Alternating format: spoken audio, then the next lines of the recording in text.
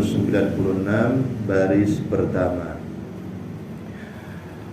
Bismillahirrahmanirrahim. Qala al-musannifu rahimahullahu ta'ala nafa'ana bihi wa bi'ulumihi fid dharain amin. Wa ru'iya Abu Hafsin al-Qabidi, Syekh Abu Hafsin al-Qabidi dimimpikan oleh seseorang ba'da wafatihi, setelah beliau wafat, fil manami, dalam tidurnya. Wa kana sayyidan kabiran, bahwasannya Abu Hafsin al-Qabidi ini adalah ulama besar, ahli qiraat, gelar beliau hafiz, lahir 531 Hijriah. Abu Hafsin al-Qabidi. Yang memimpikan ini siapa? Teman beliau. Jadi seorang temannya Syekh Abu Hafsin al-Qabidi itu memimpikan beliau setelah beliau wafat. Faqila lahu, lalu teman beliau ini bertanya kepada Abu Hafsin al-Qabidi, ma fa'alallahu bika, wahai Abu Hafsin, apa yang Allah berbuat padamu? Kemudian Syekh Abu Hafsin al-Qabidi menjawab, rahamani wa ghafarali wa adkhalani al-jannata. Allah merahmati aku dan Allah mengampuni dosa-dosaku, dan karena rahmat dan ampunannya itu Allah memasukkan aku ke dalam surganya. Waqila bimada, kemudian temannya itu kembali bertanya kepada Abu Hafsin al-Qabidi, bimada, wahai Abu Hafsin, apa yang menyebabkan engkau memperoleh rahmat dan ampunan Allah? Qala, Syekh Abu Hafsin berkata, lamma awqafani baina yadayhi, pada saat Allah membawaku ke hadapannya. Ini dihisab ini ya. Maksudnya dihisab. Jadi kita dihadirkan nanti di hadapan Allah. Saat Allah membawaku ke hadapannya, amaral malaikata, saat itu Allah menyuruh kepada para malaikatnya, fahasabu dunubi wa hasabu salati ala nabi sallallahu alaihi wasallam. Allah menyuruh para malaikatnya untuk apa? Fahasabu dunubi, untuk menghisab dosa-dosaku. Dihisab, dihitung dosa-dosanya Abu Hafsin. Wa hasabu salati ala nabi sallallahu alaihi wasallam, di samping disuruh menghisab dosaku, malaikat-malaikat itu juga disuruh oleh Allah untuk menghisab jumlah salawatku kepada Rasulullah sallallahu alaihi wasallam. Fawajaduha aktsara, dan mereka yakni para malaikat mendapati ternyata salawatku yang aku baca lebih banyak dibandingkan dosaku. Faqala lahum, maka saat itu Allah berkata kepada para malaikat, jallat qudratuh, Allah yang maha agung kekuasaannya. Allah mengatakan kepada para malaikatnya apa? Hasbukum malaikati, wahai para malaikatku, cukup. La tuhasibuhu, jangan kalian hisap lagi dia, jangan dihitung lagi, udah dia. Wadhabu bihi ila jannati, bawa dia masuk ke dalam surga, kata Allah Subhanahu wa ta'ala. Jadi Masya Allah, Abu Hafsin al-Qabidi wafat, temannya memimpikan beliau, ditanya. Makanya kalau kita ketemu orang yang sudah meninggal, kalau memang bisa ngobrol, ajak ngobrol, tapi nanyanya yang benar. Jangan nanyain kode buntut ditanyain. Ini nanyain nih orang-orang salah gini, dia niru. Ente gimana, selamat? Alhamdulillah. Rahamani wa ghafarali, Allah merahmati aku dan Allah mengampuni dosaku. Antum dapat rahmat dan ampunan Allah itu apa sebabnya? Ditanya, jawabannya apa tadi? Sholawatnya lebih banyak dibandingkan dosanya. Nah gitu. Lah ini ada pelajaran berharga dari kisah ini yang bisa kita ambil. Saya ulangi ya, biar paham. Ketika Abu Hafsin ditanya oleh temannya, apa yang Allah perbuat kepadamu? Abu Hafsin Al-Kagidi mengatakan, rahabani wa ghafarali. Allah merahmati aku dan Allah mengampuni dosaku. Wa adkhalani al-jannata, karena rahmat dan ampunan Allah itulah Allah memasukkan aku ke dalam surga. Perhatikan, karena rahmat dan ampunan Allah itulah Allah memasukkan aku ke dalam surga. Bimada? Lalu dengan apa kamu memperoleh rahmat dan ampunan Allah? Dengan apa? Jawabannya dengan banyak-banyak sholawat. Pelajaran pertama, ini pernah saya sampaikan. Sekarang kita detailkan lagi, kita lebih fokuskan lagi. Abu Hafsin, kamu dapat apa? Rahmat Allah dan ampunan Allah. Karena rahmat dan ampunan Allah lah aku masuk surga. Dari sini kita tarik kesimpulan bahwasannya kita masuk surga semata-mata karena rahmatnya Allah, bukan karena amal kita. Itu yang pertama, paham? Ini buktinya. Iya, buktinya. Beliau nggak bilang, bagaimana apa yang kamu dapat dari Allah masuk surga? Karena apa? Sholawat saya yang banyak. Oh enggak, bukan itu. Yang pertama kali beliau jawab adalah rohanani wa ghafarali. Aku mendapatkan rahmat dan ampunan Allah. Nah, itu ya, paham ya? Jadi dari sini kita tarik kesimpulan bahwasannya kita masuk surga bukan karena amal kita, sehebat apapun amal kita, bukan, tapi semata-mata karena apa? Rahmatnya Allah. Makanya dalam hadis yang diriwayatkan oleh Al-Imam At-Tabrani, Rasulullah sallallahu alaihi wasallam bersabda, "Ma minkum min ahadin yudkhiluhu amaluhu al-jannata."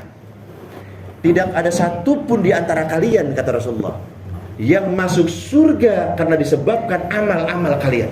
Gak ada satupun, kata Rasulullah. Yang ngomong siapa ini? Rasulullah. Sahabat mikir, sahabat ini kan ibadahnya gak kayak kita, pol-polan, abis-abisan. Lah, kalau kita masuk surga bukan karena amal, kan dia ngitung nih, amalan saya siang malam bagaimana nasibnya nih, kan gitu. Tapi ini sahabat, dicerdasnya sahabat. Saya mau pulangin kayak ngomong, wala anta ya Rasulullah. Nah, dibalikin lagi tuh. Kalau anda gimana ya Rasulullah? Dibalikin lagi. Jadi kalau misalkan, kalau saya mah selamat, wah curang. Masa anda selamat kita enggak? Nah kan curang, bener nggak? Ini nih semuanya nggak masuk neraka kecuali ini masuk surga. Lah, padahal amalannya ngikutin ini, ya kan? Semuanya amalan diikutin. Kok ini doang masuk surga? Curang abak, gitu kan? Nah, Rasulullah bilang, tidak ada satupun di antara kalian yang masuk surga karena amal kalian. Waduh, diingat nih amalan tahajudnya, amalan sedekahnya, banyak nih. Nanya nih sahabat, wala anta ya Rasulullah, termasuk engkau ya Rasulullah? Tuh, jadi kalau Rasulullah bilang, ya, wala ana, betul, saya juga. Tenang sahabat, udah masuk neraka bareng-bareng aja dah. Udah tenang dah, diwakili nama Nabi. Kan gitu. Nah itu, wala anta ya Rasulullah, termasuk anda wahai Rasulullah, wala ana, termasuk saya. Masa kelas Nabi aja gak masuk surga bukan karena amalnya. Beliau kan terkenal, beliau ya Rasulullah sholat apa kakinya bengkak. Kalau kita bengkak karena apa? Macam-macam lah. Wala ana illa ayyataghammadanillahu birahmati, akan tetapi aku memperoleh garansi rahmat dari Allah. Aku mah sudah mendapatkan rahmatnya Allah, udah dapat. Ente belum. Memang kita tidak satu pun di antara kita yang masuk surga karena amal, tapi karena rahmat Allah. Aku mah udah dapat itu rahmat Allah. Bahkan aku ini adalah rahmat Allah sendiri. Wa ma arsalnaka illa rahmatan lil alamin. Ini rahmat Rasul. Emang diutus buat rahmat. Masa enggak dapat rahmat? Gimana coba? Pakai otak. Rasulullah diutus sebagai apa? Masa enggak dapat rahmat? Gimana itu? Otaknya enggak jalan berarti. Aku mah sudah mendapatkan rahmatnya Allah, kalian belum. Nah itu, saya ulangi lagi, tidak ada satupun di antara kita yang masuk surga karena amal, tapi karena rahmat Allah. Dalam sebuah hadis riwayat Imam Al-Hakim dalam kitab Al-Mustadraknya, ada hamba Allah, ini zaman dulu ya. Rasulullah cerita, Jibril datang ceritain ke Rasulullah. Diceritakan dulu ada hamba Allah yang hebat, ibadahnya luar biasa. Berapa tahun ini ibadahnya ini si hamba Allah ini? 500 tahun.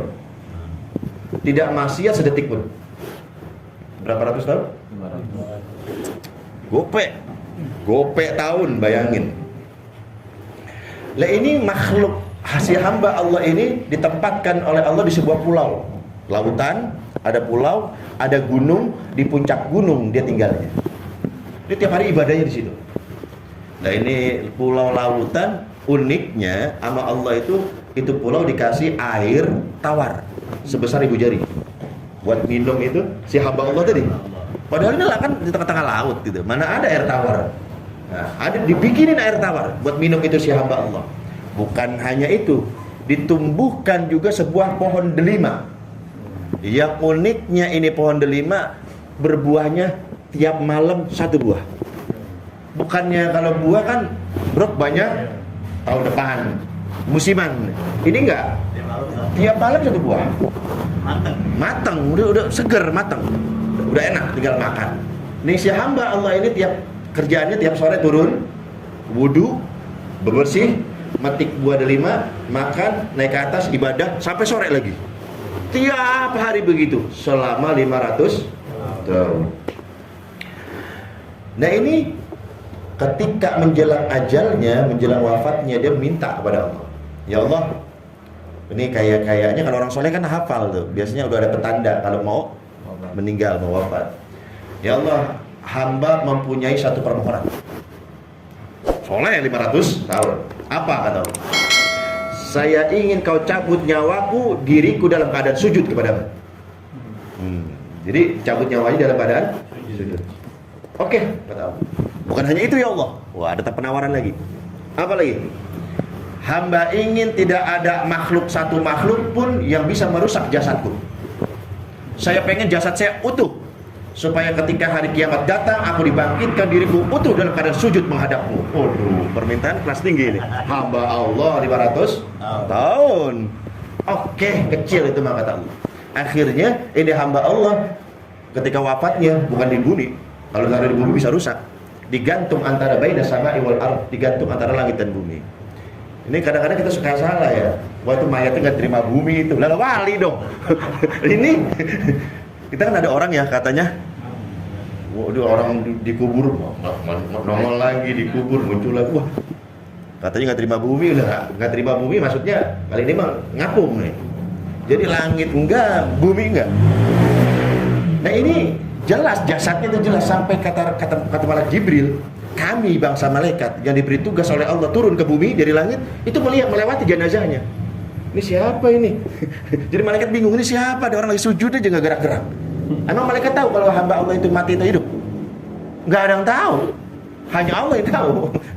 Ini ngapain orang? Dikasih ilmu oleh Allah, itu adalah hambaku yang sangat soleh. 500 tahun mengibadai aku, tidak maksiat sedikit pun.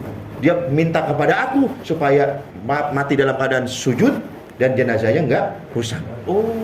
Dan dia minta nanti di hari kiamat dalam kondisi begini bangkitnya. Dikasih tahu ilmu oleh Allah tuh malaikat. Datanglah hari kiamat. Ini hadis ya, hadis qudsi. Datanglah hari kiamat. Kemudian ini si hamba Allah yang 500 tahun ibadah tadi dihadirkan di hadapan Allah. Begitu lihat, wah si fulan nih. Kan dalam keadaan apa? Sujud, tidak hafal kan Pak fulan. Langsung Allah nggak pakai hisab lagi, nggak dihisab lagi Allah. Ketika dihadirkan ini hamba Allah, Allah langsung bilang kepada malaikatnya, adkhilu abdil jannata birahmati. Wahai para malaikatku, bawa hambaku ini masuk ke dalam surgaku karena rahmatku, kata Allah. Si hamba tadi disuruh masuk surga karena rahmat Allah, komplain.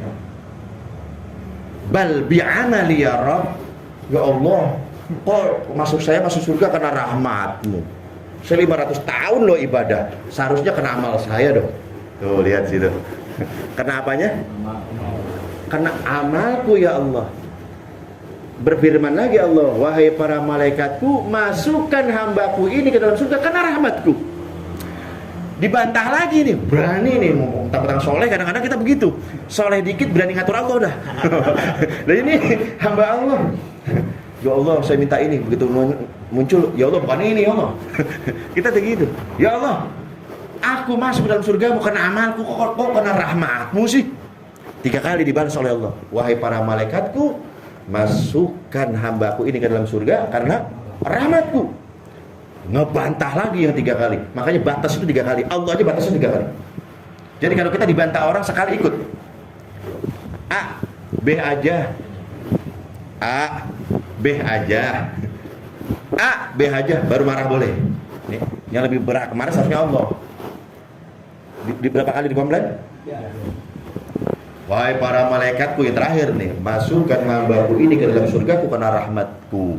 Siapa kembali mengatakan bal bi amali ya Rabb, ya Allah karena amalku dong, bukan karena rahmatmu. Mulai ini marah nih Allah nih. Ini pala batu nih katanya, nggak bisa diatur nih, nggak ngerti ini hamba nih. Dikasih pengertian. Dan Allah memberikan pengertian kepada hambanya itu pakai akal, sesuai akalnya kita, sehingga kita paham, sehingga kita ngerti. Oh berarti dia ngandelin amal nih. Baik, kata Allah. Wa yaqulullahu lil malaikati, saat itu Allah berfirman kepada para malaikatnya, qaisu abdi bi ni'mati alaihi wa amalihi. Para malaikatku, siapkan timbangan. Kan tadi kan enggak pakai dihisap. Oke, hisap kita mainkan. Ambil timbangan. Timbangan 2 ya mangkoknya. 1 amalnya. Karena kan maksiatnya enggak ada. Maksiatnya enggak ada. Amalnya doang. Yang 1 lagi, timbang bukan dengan dosa. Dengan apa ya Rabb? Dengan rahmatku, dengan nikmatku. Timbang. Ditimbang. Begitu ditimbang, nikmat Allah itu kan banyak. Wa in ta'uddu ni'matallahi la tuhsuha. Kalau kamu disuruh menghitung nikmat Allah, enggak bakal bisa. Mata dengan melihatnya, kuping dengan mendengarnya, lisan dengan berbicaranya, tangan dengan memegangnya, kaki dengan melangkahnya, hati dengan berdetaknya kan, otak dengan berpikirnya. Enggak bisa. Timbang dengan nikmatku. Nikmat yang mana ya Allah? Cukup adu dengan nikmat basor, melihat. 1 aja dulu. Kira-kira masih menang gak dia? Dari sekian banyak nikmat Allah yang diadu cuma 1. Nikmat apa? Mata doang, melihat. Begitu ditimbang, jomplang. Nikmat Allah yang melihat 1 mengalahkan ibadahnya selama 500 tahun. Kalau bingung dia nih. Belum lagi nikmat-nikmat Allah yang lain yang udah ngantri. Itu kan baru melihat, mendengarnya belum, berbicaranya belum, ininya belum. Dia masih ngantri. Ini gimana sih saya nih? Nah, gua aja belum beres bro. Ya anehnya pas menang lawan dia nih. Aduh, nggak apple to apple, nggak sesuai ini. 500 tahun dibandingkan cukup dengan melihat, kalah itu. Selesai ditimbang, ya, selesai ditimbang ternyata kan amalnya kalah. Kemudian saat itu Allah berfirman kepada para malaikatnya, adkhilu abdin nara. Malaikatku, seret hambaku di neraka. Main-main macam-macam sama saya. Mau main timbang-timbangan sama saya. Diadu 1 aja udah kalah. Akhirnya para malaikatnya Allah kan samaan wa ta'atan. Maka nggak ngerti, disuruh ngikut aja, disuruh timbang-timbang, disuruh seret-seret ke neraka. Begitu ini hamba Allah yang 500 tahun ibadah tadi diseret sama malaikat neraka, teriak ini Pak Yunadi, berteriak ini si hamba Allah, ya Rabb, ya Rabb, ya Rabb, ya Allah, tunggu birahmatika adkhilil jannata. Kalau begitu saya siap masuk surga karena rahmatmu aja. Tadinya sebelumnya ngotot apa? Amalnya aja. Saya baru ngerti, saya baru paham. Alapu kalau bahasa anak. Alapu nih beb. Alapu.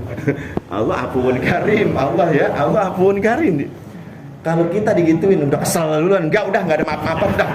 Neraka aja udah. Nyemplung aja udah. Ya Rabb, tunggu. Kalau begitu saya ridho, saya rela, saya masuk surga karena rahmatmu. Begitu dia lagi diseret nih sama malaikat. Kan belum ada instruksi dari Allah. Farudduhu, wahai para malaikatku, kembalikan ke sini. Bawa lagi ke sini. Alhamdulillah, dibalikin lagi. Ditaruh lagi di hadapan, dihadirkan lagi di hadapan Allah Subhanahu wa taala. Kemudian baru diajak diskusi. Ini saya baca hadis ini, subhanallah, ini begini orang tua nih, mestinya. Bagaimana baiknya Allah gitu ya. Udah nggak bantah sekali, 2 kali, sabar gitu Pak, 3 kali. Begitu kebentur, syukurin lu. Malah kita syukurin anak kita sendiri. Jangan tarik. Ini aja farudduhu, bahwa wahai para malaikatku, bawa ke sini. Saya mau ngobrol ini. Karena belum paham ini dia nih. Begitu di hadapan Allah, ditanya oleh Allah. Fayaqulu, Allah berfirman, abdi, man khalaqaka wa lam taku syai'an. Wahai hambaku, siapa yang menciptakan engkau? Bukankah dulu engkau tidak ada? Siapa yang menciptakan engkau? Anta ya Allah. Yang menciptakan aku adalah engkau ya Allah. Diajak diskusi ya Allah. Engkau yang menciptakan aku wahai Allah. Baik. Akana dzalika min kibalik am bi rahmati? Kamu wujud di alam dunia, kamu ada di alam dunia karena kemauan kamu sendiri atau karena kamu ada karena rahmatku? Dijawab lagi, bi rahmatika ya Rabb. Aku ada bukan karena kemauanku, karena aku gak bisa apa-apa.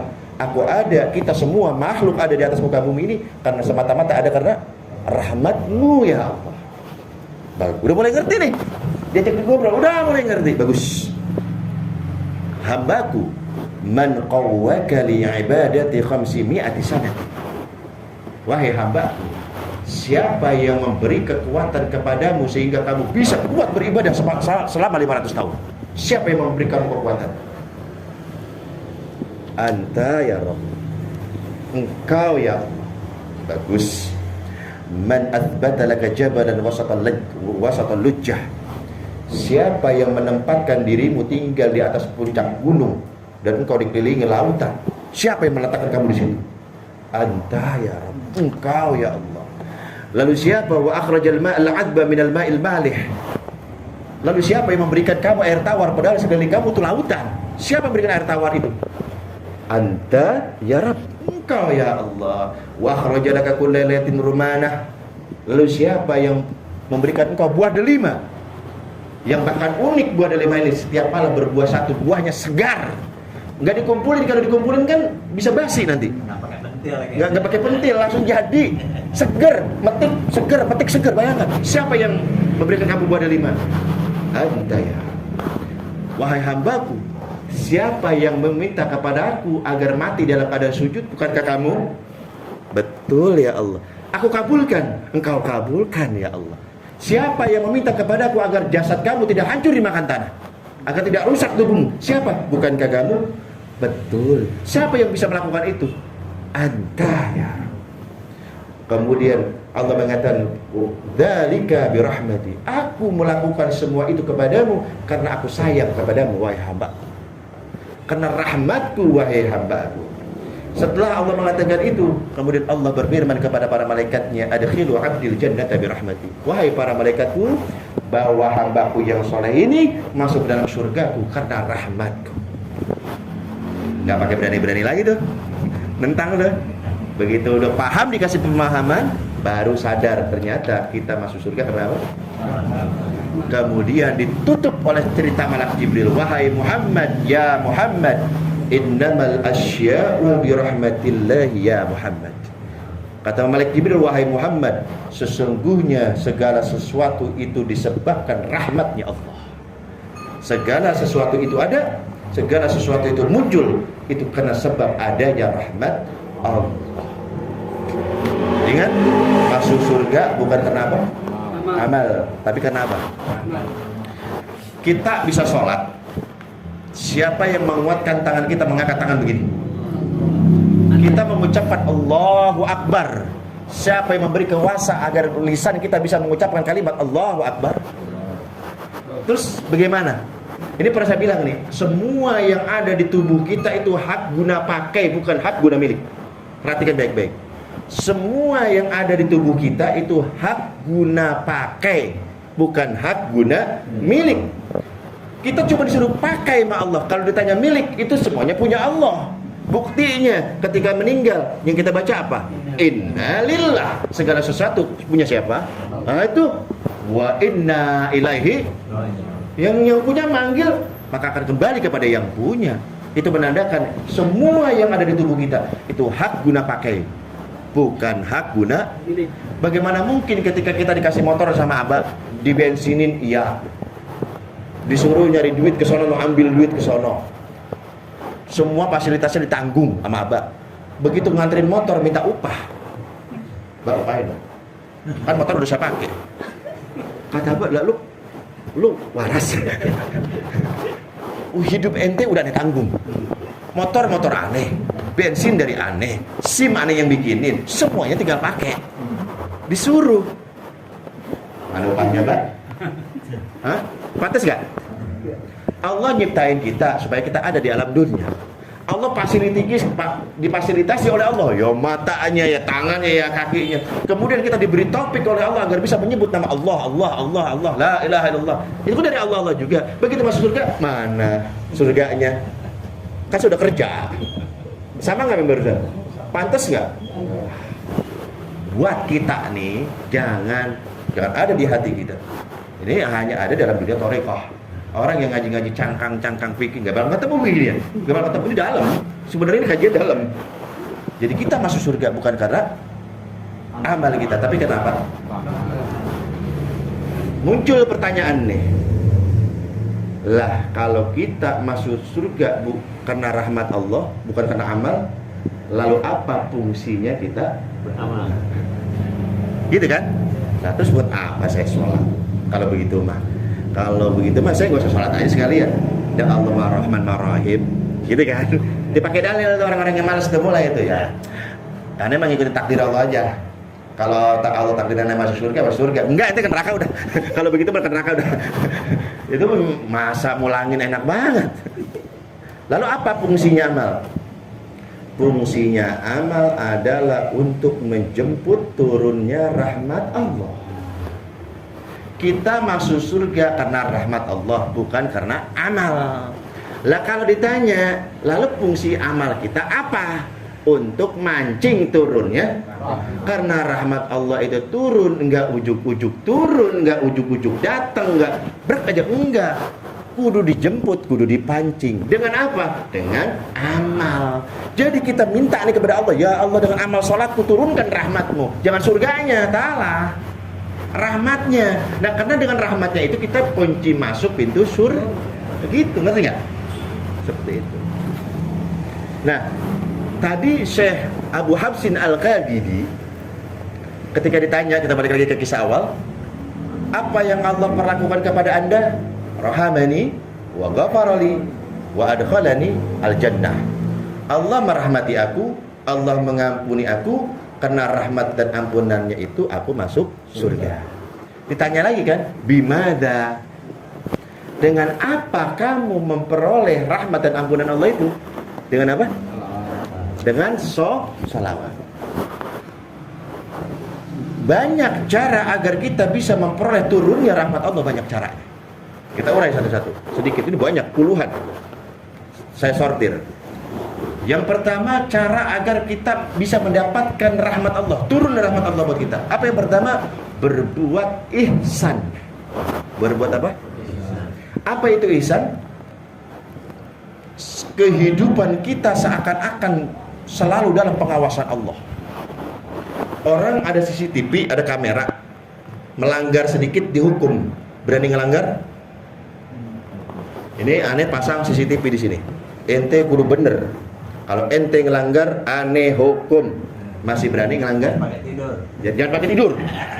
Pada syaratnya lagi nggak pakai tidur, nggak pakai nguap, udah nguap gahat pokoknya dah. Kira-kira masih bisa nggak dia pada ngelanggar? Nggak kan? Semaksimal mungkin kan? Kenapa? Ada yang ngawasin. Salah satu asma Allah dari Asmaul Husna adalah Basir, betul? Artinya apa? Ketika maha melihat Allah ini kita ambil, kita masukkan ke hati kita, sesungguhnya Allah akan melihat seluruh amal kita, maka nggak ada tempat untuk kita bisa melakukan maksiat kepada Allah, nggak bisa. Allah mau melihat. Kalau itu kita tarik kemari, mau begini Allah basir, mau begini Allah melihat. CCTV. Nah, jadi nggak ada tempat bagi orang-orang yang mengamalkan basir itu Makanya kan ada hadis, man ahsahada falal jannah, barang siapa yang menghafalkan Asmaul Husna masuk surga. Bukan karena hafal doang. Hafal doang anak TK juga bisa. Mengamalkan isinya, basir, dia merasa dilihat oleh Allah sehingga nggak ada tempat bagi dia untuk memaksiati Allah. Pintu ditutup, jendela ditutup, hordeng ditutup, nggak ada yang lihat. Allah mengetahui. Bahkan rahmatnya Allah ketika orang-orang bermaksiat di tempat yang terpencil, di tempat yang tertutup, pintunya ditutup, semua ventilasi ditutup. Dia maksiati Allah, tapi tetap dikirimin oksigen oleh Allah. Coba, gimana kurang baiknya Allah? Rahmatnya Allah gimana? Coba pikir. Orang maksiat di tempat tertutup, dia kenapa pintunya ditutup? Malu sama tetangga. Kalau Allah bilang begini, abdi, wahai hambaku, engkau malu kepada tetanggamu. Kenapa engkau tidak malu kepadaku? Sedangkan aku adalah Tuhanmu, sedangkan aku adalah penciptaan kamu. Kenapa kau malu kepada makhluk, bukan kepada aku, Khalik? Itu gimana itu? Kita maksiat Allah, fasilitas tetap dikasih. Iya. Kurang rahmatnya apa Allah? Orang yang mabuk, yang megang-megang botol. Tadi kan kita bilang, itu tangan siapa? Tangan kita, hakikatnya punya siapa? Allah. Bisa nggak dilumpuhkan oleh Allah? Kenapa enggak? Rahmatnya Allah.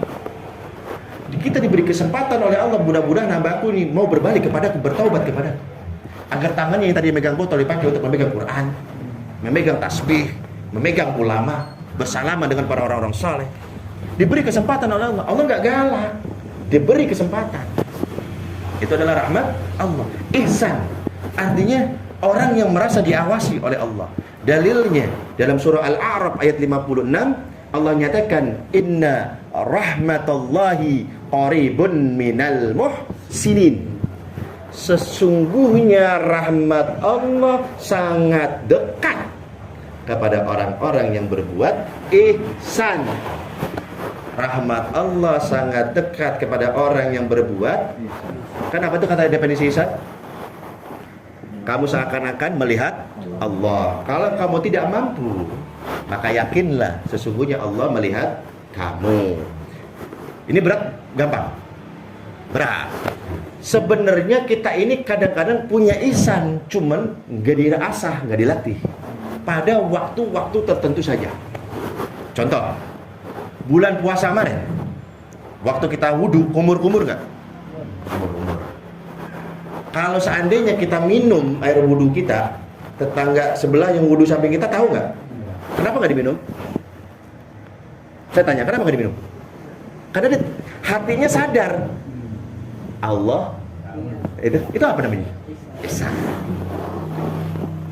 Orang yang berhaji, orang yang berumroh, tawaf 7, sa'i 7. Orang nggak tahu nih, gua 5 aja, 5 putaran aja. Udah beres rapi. Ajib dah pokoknya. Ajib apa? Ente baru 5. Capek udah dipaksa sama dia. Terus 2 lagi. Kenapa? Ihsan tuh. Sholat Johor nih, ntar nih berapa rakaat? Pernah curang 3? Hah? Curang sekali-kali curang udah gak ada yang tahu, saya sholat sendirian di rumah, gak berjamaah kan, Johor 3 aja Ada yang pernah gitu? Kenapa? Itu bakat ada semua, cuman gak dipakai yang di lain. Coba di situ-situ, coba ditarik semua, dikit-dikit, satu, nih udah. Kenapa? Innallaha katabat ihsana ala kulli syai'. Kata Rasulullah, sesungguhnya Allah telah menentukan ihsan pada segala sesuatu. Kalau kamu memotong hewan, ihsanlah. Tajamkan pisaunya, cepetin motongnya, itu namanya ihsan, berbuat baik. Wah, ini berat kayaknya ya. Kalau ini berat. Sesungguhnya rahmat Allah dekat pada orang-orang yang berbuat ihsan. Mau pakai cara ini mendapat rahmat Allah dengan cara ihsan? Berat. Kita kurangin. Cara yang kedua kita pakai. Kalau masih berat, mukanya tidak meyakinkan soalnya. Saya butuh tanya, orang tegang. Mau nggak meyakin? Ya kita turunin. Alladzina dalam surah apa ini? Bisa dicari, saya lupa nih ayat. Alladzina idza asabathum musibatun qalu inna lillahi wa inna ilaihi raji'un. Surah apa itu? Tinggal dicari nanti ya, bantu Pak. Orang-orang yang apabila ditimpa musibah, mereka saat itu mengatakan inna lillahi wa inna ilaihi raji'un. Ulaika alaihim shalawatum mir rabbihim wa rahmah. Nah, di situ. Mereka itulah orang-orang yang memperoleh ampunan dan rahmat Allah. Ini cara yang kedua. Ini udah paten nih. Orang-orang yang mendapatkan ampunan dan rahmat Allah adalah orang-orang yang begitu ditimpa musibah oleh Allah, dia sabar, kemudian lisan yang mengucapkan innalillahi wa inna ilaihi. Ngucapin innalillahi itu gak segampang yang kita, harus sinkron, harus pas antara lisan dengan hati. Hamba ridho dengan musibah ini ya Allah. Belum diaku nih innalillahi wa inna ilaihi raji'un, tapi hatinya ya Allah bagaimana sih, saya nggak terima, kenapa, itu namanya nggak sesuai. Engkau yang punya, katanya nih yang punya ngambil, tapi masih tarik buntut, gimana tuh? Ya ambil aja dah, antum yang punya, nah tapi baru masih diginiin aja. Itu gimana itu? Mulutnya ngomong innalillahi wa inna ilaihi raji'un, ya Allah kenapa saya diuji begini? Itu namanya nggak pas antara lisan dengan orang-orang yang diberi musibah oleh Allah. Dia sabar sabar-sabarnya. As-sabru bi sodamil ula, sabar itu dihitungnya di awal, bukan di tengah, bukan di akhir. Kalau sabar itu di tengah, di akhir itu udah, karena udah biasa. Sehari sabar, 2 hari sabar, seminggu lah sabar banget. Ya bisa gimana, udah kebiasaan. Yang berat itu disebut sabar itu yang pertama, ketika ada musibah, dader. Sabar nggak ya? Sabar nggak ya? Kudu sabar. Karena sabar berikutnya itu kan udah nggak berat lagi. Yang pertama, yang makanya as-sabru bi sadamil ula, kata Rasulullah. Sabar itu pada hantaman yang pertama. Begitu dia hantam musibah, ini adalah dari Allah. Inna lillahi wa inna ilaihi raji'un. Nah ini caranya kita mendapatkan rahmat, diberi ujian dulu sama Allah. Mau yang ngambil yang ini? Mikir lagi. Lebih beratan lagi ya. Jadi kalau dapat rahmat Allah kudu diuji dulu, terus beri sabar, beri innalillah, istirja' namanya innalillah, berat. Turunin lagi. Udah ketemu surat apa itu? Al-Baqarah ayat berapa? 100? 105.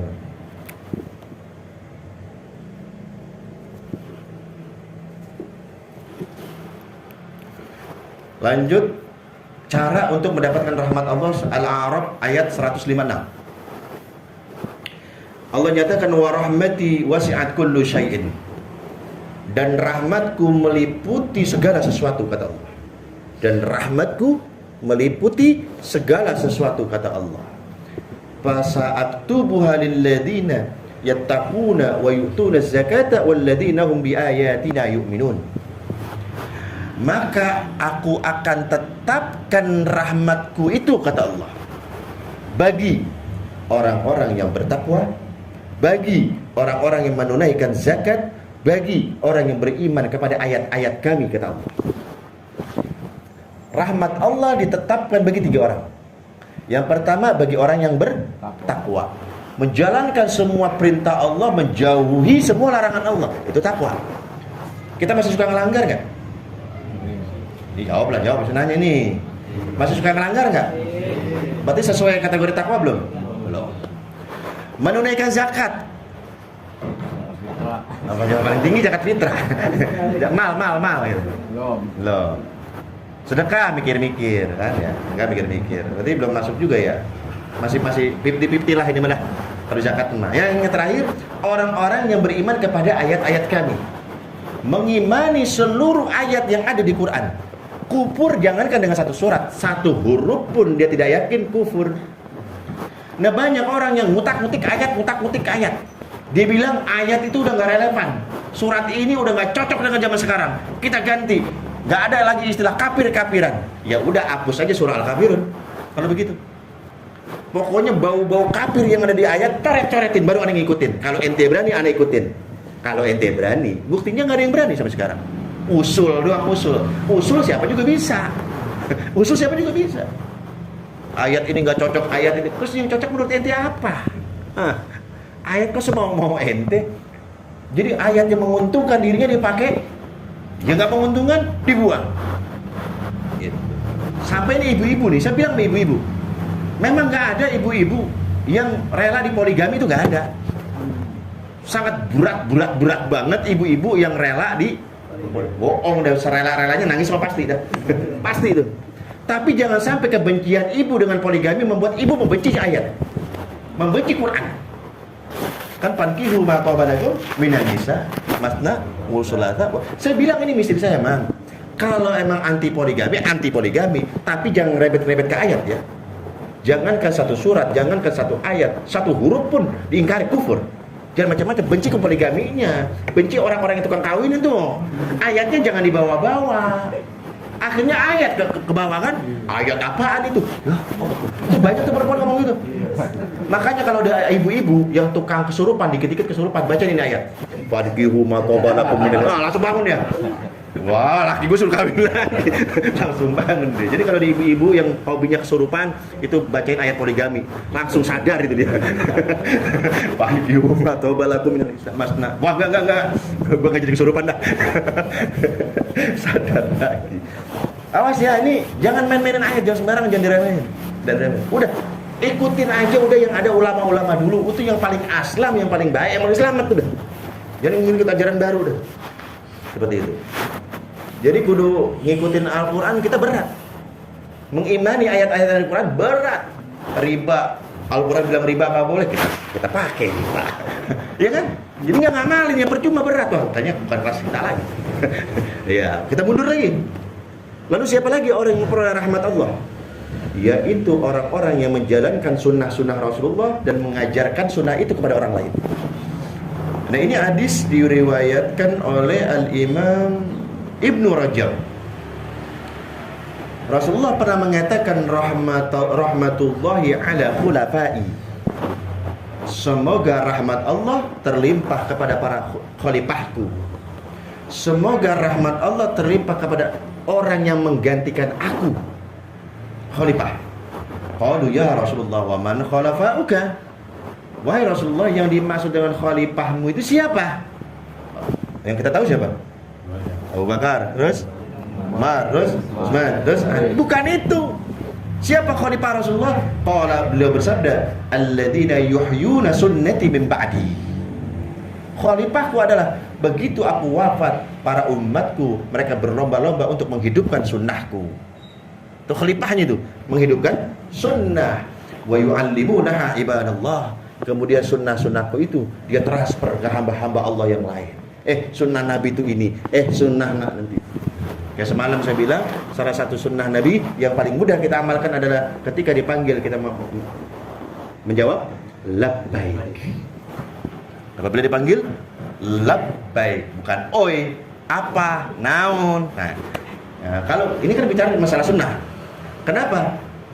Dalam sebuah hadis diriwayatkan oleh Imam Al-Iraqi, kana sallallahu alaihi wasallam la yad'uhu ahadun min ashabihi wala min ghairihim illa qala labbaik. Rasulullah itu sallallahu alaihi wasallam kalau dipanggil oleh para sahabatnya, kalau orang lain memanggil beliau, illa qala, melainkan beliau menjawab panggilan tersebut labbaik. Tuh.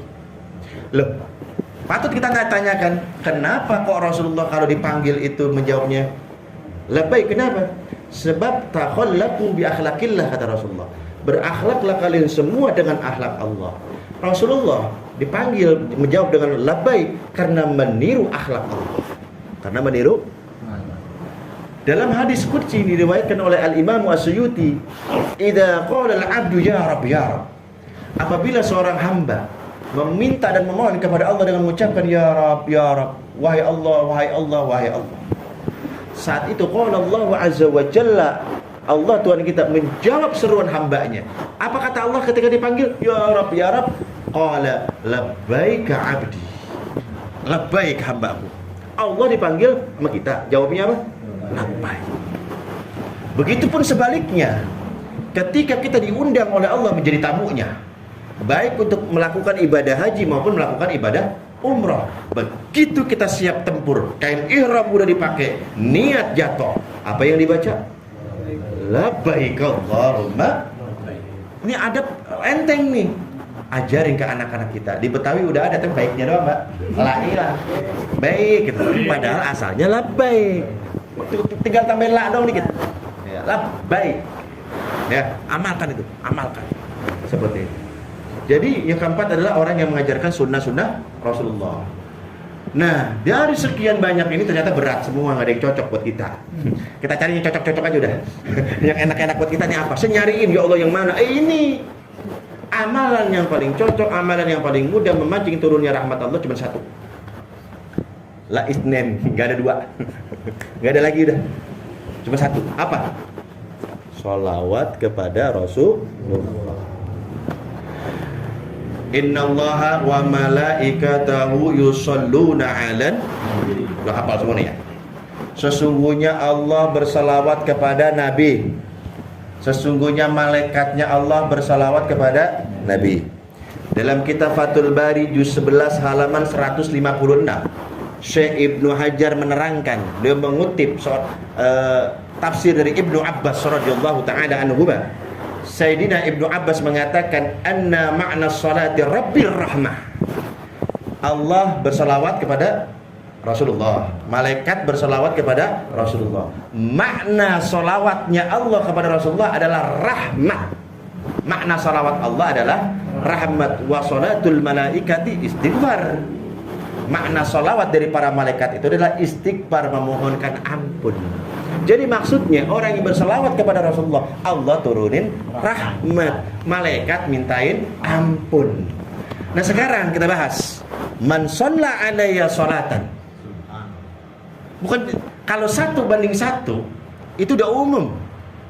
1 berbuat kebaikan 1 dikasih 1 itu udah umum. Tapi bagaimana kalau berbuat kebaikan 1 dikali 10? Wah ini luar biasa, amazing nih. Ngerti nggak Bung Yun? Iya. Bahasa Inggris, bahasa sono. Makanya saya tanya dulu takut nggak paham. Jadi 1 dikali 10. Man shalla alayya, barang siapa yang bersalawat kepadaku wahidatan 1 kali, sallallahu alaihi biha asyra, Allah lipat gandakan menjadi 10. 1 salawat jadi 10. 10 salawat jadi 100. 100 salawat jadi 1000. 1000 salawat jadi 10.000. 1000 salawat 10.000. Setahun 365 hari. Istiqomah kita nih gak pernah lepas dalam keadaan apapun. Sehari 1000 kali 365 hari. Saya hitung-hitung nih, kita setahun 3.650.000. Berarti kita memperoleh salawat rahmat dari Allah berapa? 3.650.000 rahmat dari banyak dikit. Itu setahun. 2 tahun? 3 tahun? 5 tahun? Banyak dah. Nah, ketika kita ini sudah ahli di sini, maka yakinlah jangan gentar sedikit pun. Kalau seandainya kita mati menghadap Allah, tenang. Kita menghadap Allah membawa rasa kecintaan kita yang besar kepada Rasulullah. Apa buktinya? Sholawatku banyak ya Allah. Sholawat saya banyak, udah tenang aja. Seperti itu. Ada seorang sahabat yang bernama Ubay bin Ka'ab. Ini hobinya sholawatan, edan-edanan sholawatnya. Kita tiru beliau nih, kita kupas nih Pak. Ubay bin Ka'ab mengatakan, ya Rasulullah, aku ini adalah sahabatmu, umatmu yang paling banyak sholawat kepada bayanya. Ya, kayaknya nih. Bagaimana ya Rasulullah kalau waktu saya pakai 1/4? Maksudnya gua sholawat kepada kamu 24 jam dia pakai 1/4-nya. Kata Rasulullah, masih terserah kamu. Wa in zitta fa wa khairun lak. Tapi kalau kamu tambahin itu lebih bagus. Ulangi nih ya. Ya Rasulullah, dari 24 jam waktu 1/4-nya itu saya pakai untuk bersolawat kepadamu. Kata Rasulullah apa? Masyita, terserah kamu. Wa in zitta, akan bila kamu tambahin lagi, fahuwa khairun laka, itu lebih baik untukmu. Perhatikan, khairun lak, baik untukmu, bukan khairul li, baik untukku, kata Rasulullah, bukan. Perhati nih. Jadi dia yang ngucap, yang dapat untung, ya dia. Kan kalau kamu tambahin, itu lebih baik bagi kamu, bukan buat aku. Coba bayangin. Kita mana ada nyebut nama orang dapat keuntungan apa coba? Ada nggak? Makhluk selain Rasulullah dah, nabi-nabi yang lain itu? Gak ada. Bahkan kita apabila disebutkan nama Allah saja cuma sunnah hukumnya mengatakan Ta'ala Azza wa Jalla. Cuma sunnah, gak wajib. Gak dihukumin apa-apa, enggak, ditinggalin. Allah udah beres.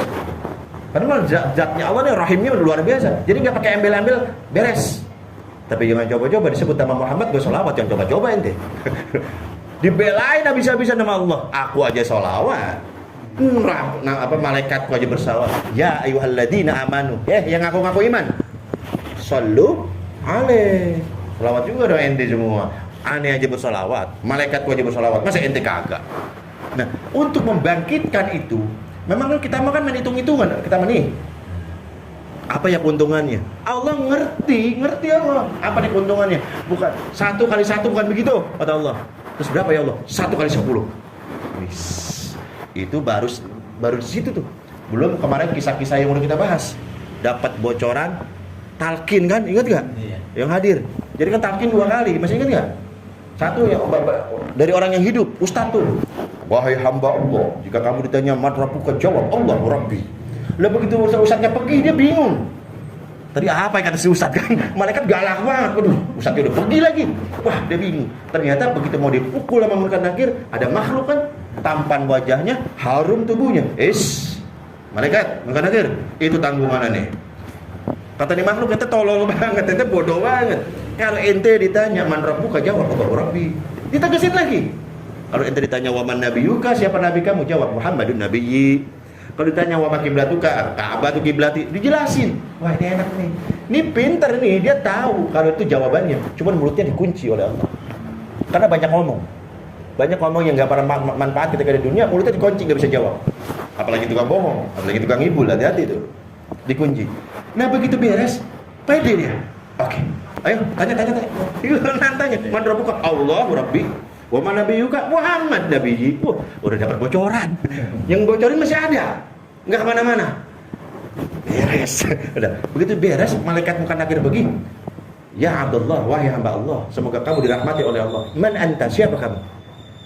Aku adalah makhluk yang Allah utus kepada kamu, berasal dari bacaan sholawatmu kepada kamu. Jadi nanti bacaan sholawat kita tuh nanti bentuknya akan menjadi makhluk yang tampan, tubuh yang harumnya luar biasa. Nanti kasih bocoran, talqin ke kita. Pengen nggak? Kemarin kita kupas ya Pak, yang hadir makanya bolong-bolong mulu ngajinya. Jadi saya ngulang-ngulang lagi. Allah.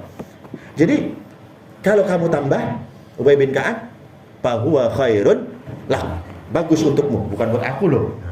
Rasulullah yang untung, gua yang rugi. Enggak, lu yang untung, gua mah kagak. Enggak perlu dah. Akhirnya gimana kalau an-nisfa ya Rasulullah? Setengah dari 24 jam setengah saya pakai untuk sholawat. Terserah kalau kamu tambahin. Bagus. Ya, kalau begitu 2/3 dari waktu saya pakai untuk bersalawat. Terserah. Terus bersantai, terserah deh. Tapi kalau ente tambahin, qala ya Rasulullah, ngerti baru nih sahabat Ubay, ngerti nih. Ya Rasulullah, kalau begitu aj'aluha kulluha laka.